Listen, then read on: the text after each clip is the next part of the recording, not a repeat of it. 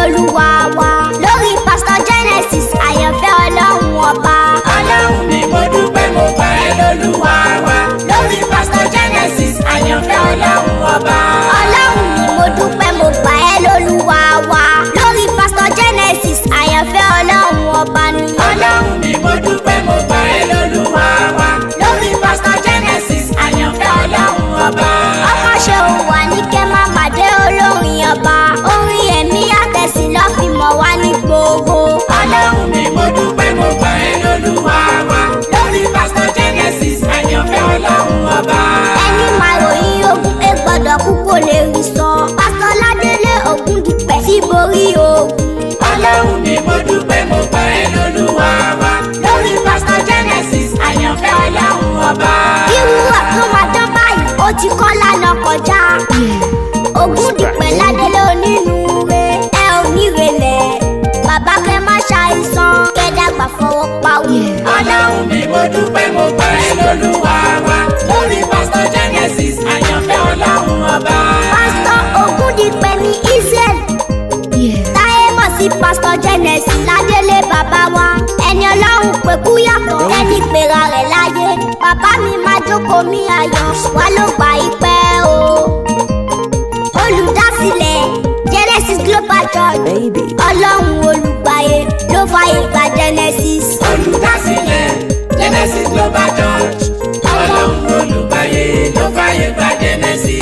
Olùdásílẹ̀ Genesis Global Church. Ọlọ́run olùgbàyè ló fàyè gbọ́ Ládélé. Olùdásílẹ̀ Genesis Global Church.